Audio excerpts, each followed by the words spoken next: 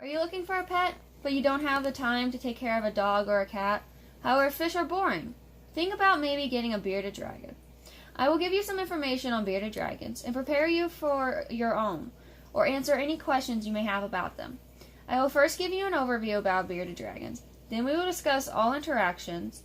Later we will discuss the bearded's environment, including what they need, and we will discuss the food and nutrition they need. Lastly, we will talk about their behaviors and their health. Bearded dragons can come in various colors and can be found at pet stores, reptile expos, or breeders. Baby dragons measure at 4 inches, and adult dragons can measure nearly 2 feet long. They live between 6 to 10 years, with some even living twice as long. Even though beardies are native to Australia, they are gentle in nature and don't require a lot of work to take care of them, making them good pets.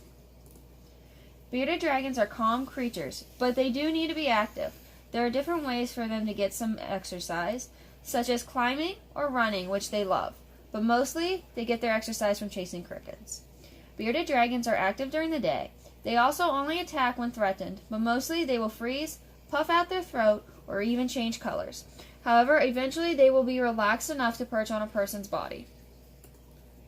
Creating a home for bearded dragons, start with the tank. Baby beardeds can live in a 20-gallon tank for a short amount of time. An adult beardie needs to have a 75-gallon tank or larger.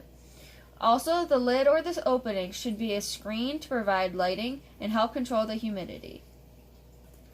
Things to have inside the tank include decorations, a basking area, hammocks, things to climb, an area where they can hide, a shallow food dish, a water bowl that is large enough for them to soak, and thermometers.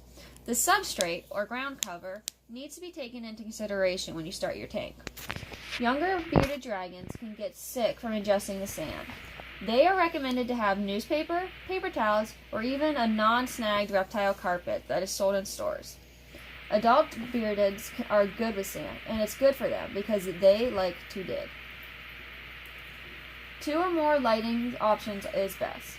A beardie needs to have a UVB or ultraviolet light over a majority of their tank to provide the basic heat and the vitamin D3. The other light is at one end of the tank to provide extreme heat of 100 degrees Fahrenheit for a basking area, while the rest of the tank should only be able to reach 80 degrees Fahrenheit, so they aren't always that hot. Bearded dragons are omnivorous animals, meaning that they eat meat and veggies.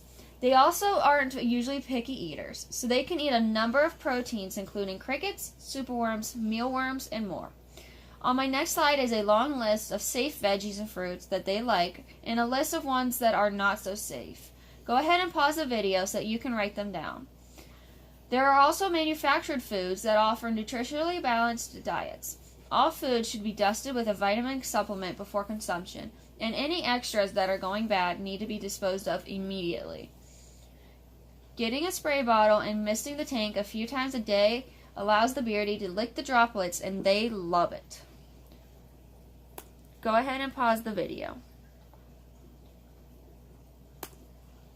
Bearded dragons have some common and strange behaviors. However, there are unhealthy behaviors such as intestinal impaction from consuming non-digestible particles like the sand. Also, beardies don't mimic other beardies' behaviors. This means that their behaviors are genuine. A common behavior that may be uneasy for an owner at first is a form of hibernation. They will just sleep for a few weeks, eating very little and moving even less. This is normal. This is what mine is doing now. Arm waving is when they lift a front leg in the air and wave. This is usually done by females as a sign of submission, but it is also a way for beardies to say hello to each other.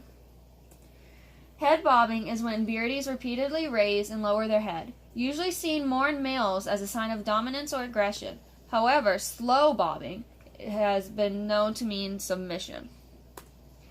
Fluffing their beards is a defensive way to look bigger, or even just a way to stretch their muscles. They love to dig. This is normal to see. Gaping is a way to regulate temperature, rarely means a respiratory disease. Today I showed you some ways for you to know about your dragons. We went over an overview of the dragons, and then we discussed interactions. Then we will discuss the beardie's environment, including everything they need. And next, we talked about their food and nutrition for your dragon. Last, we talked about their health, such as behaviors.